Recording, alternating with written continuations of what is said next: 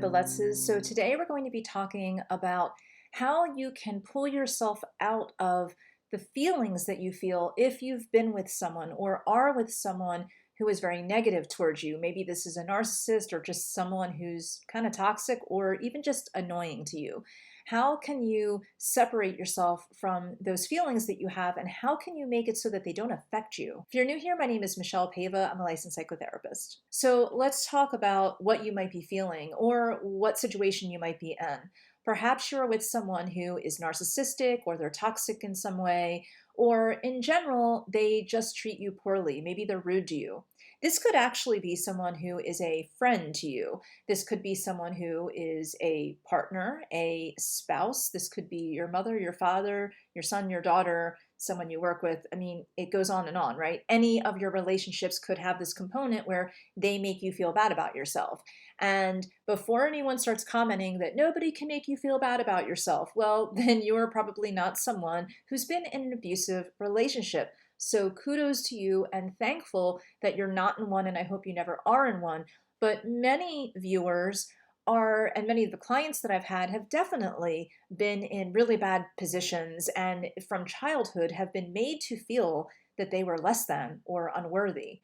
And this is a very big component here of feeling unworthy, because someone who's toxic, someone who is narcissistic, someone who doesn't want the best for you, even if they are a covert narcissist or a sneaky manipulating person in some way. So this is someone who acts like they're a victim to get you to do things or to make you feel a certain way. They do a lot of blaming and shaming and a lot of guilt trips. So you could have that person, or you could have someone who is just really grandiose and they are outwardly saying things to put you down.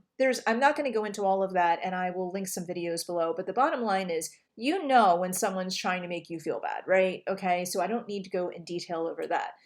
But let's talk about what they have going on. They have a superiority complex. Even the person who thinks that they are being transparent, and you might not have noticed it at first, the person who's being a victim, and they just love that victim role, right? And they're doing it though because they feel like they can get one over on you. They've probably manipulated many, many people in their lives, and this is something that they want to do. So they have this superiority complex regardless of where they are in this situation.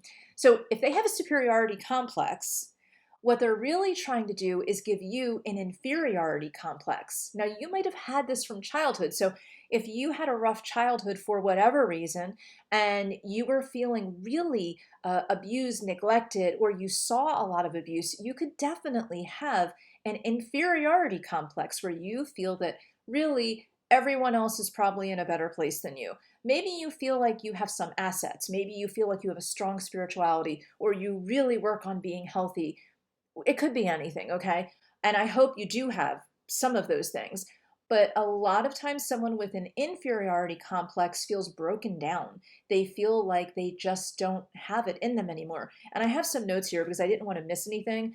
I want you to know that also with an inferiority complex comes a lot of self-destruction, anger, and loneliness. So what happens when you have self-destruction, anger, and loneliness? Okay, so that's exactly what the person with the superiority complex wants, okay? So they actually want you to feel less than. The more that they can feel above you, whether it is by manipulating you or if it is from really just pushing you down and building you up with love bombing and all of that, regardless of where you fit into their agenda, the bottom line is, maybe it was from childhood, maybe it's something you're going through right now, probably a little bit of both. But the bottom line is they want you to be dependent upon them so that they can control you, so that they can manipulate you. And if that's happening, they are able to make you feel isolated and alone and start to self-destruct. So self-destruction in an inferiority complex will make you feel really angry. You're going to feel really bitter. You're going to be angry at other people, maybe the world. You're going to feel maybe angry at yourself.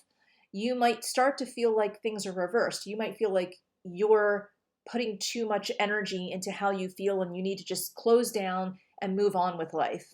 And I know a lot of you are feeling that way. And I know a lot of you I have seen, I look at every single comment, okay? And through the years, and I have seen many of you say things in anger or just sort of saying like, I'm done with that person, but I could tell that you feel really closed up, okay? I read every single one of them. And my clients that I've had in my office, I know that a lot of times when people say they're done with someone, they're really not done. They might be done with the person, but the issues are still there. They're churning around inside of them. And that's what I want to work on today with you, because I don't want you to feel that way. And I want to teach you something that you may not know. Maybe you do. It's something very common that is a concept of yoga and in Buddhism, and it's called Maitri. And let me tell you a little bit more about why you need this in your life. So, Maitri is basically, and it's actually said a little bit differently. It's like Maitri, but I'm just going to say Maitri because I'm not that exotic. So, Maitri, in a nutshell, literally means friendship. What is the one thing that the toxic person, the abuser, the narcissist, whoever it is, the jealous person, what do they want to take away from you? They want to take away your sense of friendship. I have actually seen this on Facebook and on Twitter, and not so much Instagram and Pinterest, but in the places where people interact more. I have seen adults try to gang up or gossip about other people, and the attempt is really to alienate someone and to make them feel that they are alone, or to take away friends that this other person or this other group may think that they have. This is all a part of flying monkeys. I have a video on that. We're not going to talk about that right now. But the bottom line is, the more you have, or the less you have Maitri, the less you have that, the more you feel incredibly isolated, incredibly alone. But what does this do to you? So if you're feeling like this in a very bad relationship, and a lot of you, I know, have felt this way or are feeling this way, or you're in the middle of something right now and you're scared because you think you might be going in this route.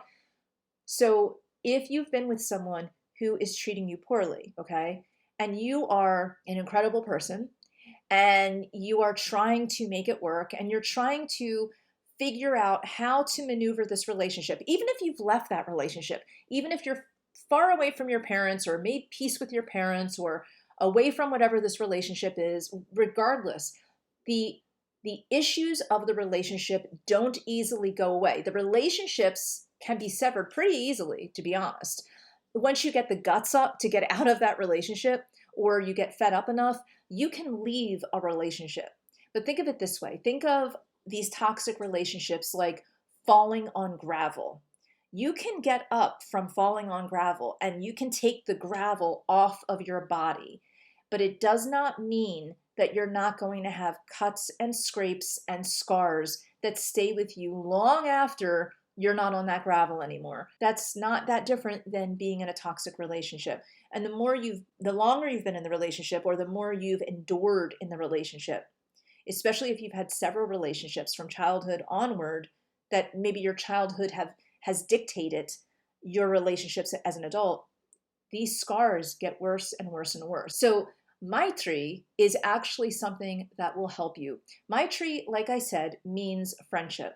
What it comes down to, it's loving kindness, it's compassion, it's generosity, it's putting other people first and also interacting in a positive way with people. These are all things that the narcissist or the toxic person just can't do.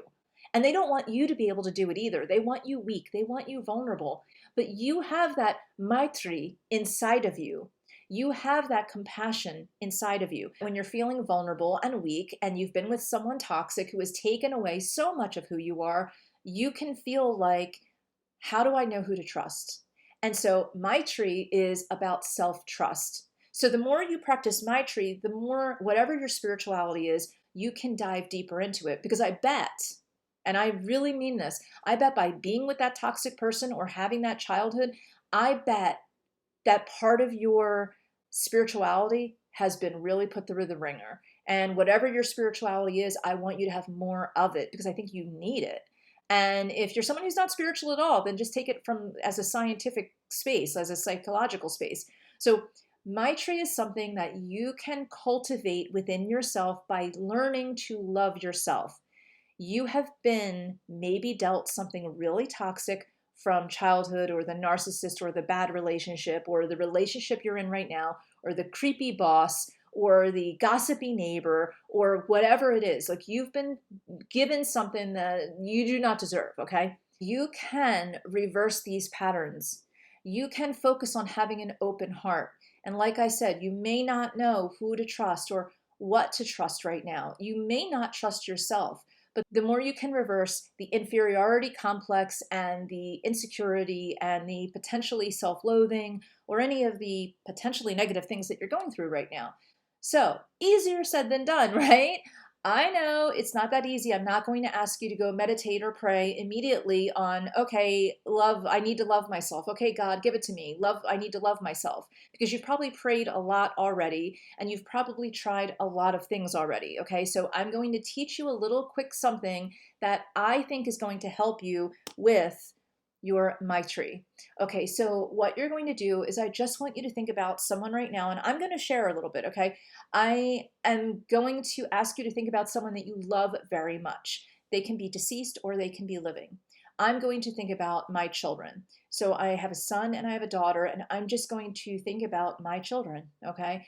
And so when I think about my children, I have nothing but love and compassion, and it just feels like undying love. So I'm going to keep thinking about that feeling. So I want you to think about someone, and please comment below, who is the person that you're thinking about right now that you just love so much? It can't be the person who's hurting you. Okay, that's the one caveat here, that I don't want it to be the person who has hurt you or the person who is hurting you or the person that's annoying. I want you to find someone who just really loves you, or that you really love, who has treated you with respect, okay? So after you get to that place, I want you to start thinking about, okay, like, narrow it down. Just think of one person in the moment. And I'm going to think about all of the things that I want for her. I want her to have a happy life. I want her to just enjoy life. I want her to wake up every morning and love who she is and love who she sees in the mirror, and that she always has love. If you were your own child, or you were your own person, all of the things that I just said about my daughter, I need to feel them for me,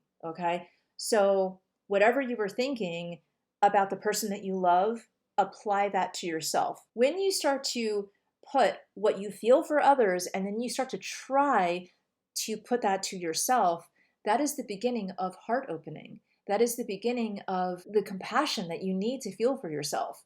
And what this does is, not only does it give you this beautiful compassion for yourself, but it gives you more energy to do whatever it is that you need to do. If it's to go to church more, then you're going to have more of this energy of, wait, I believe that I deserve to go to church more, or synagogue more, or to yoga more, or I deserve to work out more, or to eat healthier. Suddenly you have love and compassion for yourself that you traditionally would give to someone else that you love very much, but now you are going to give it to yourself as well. And there's nothing wrong with that.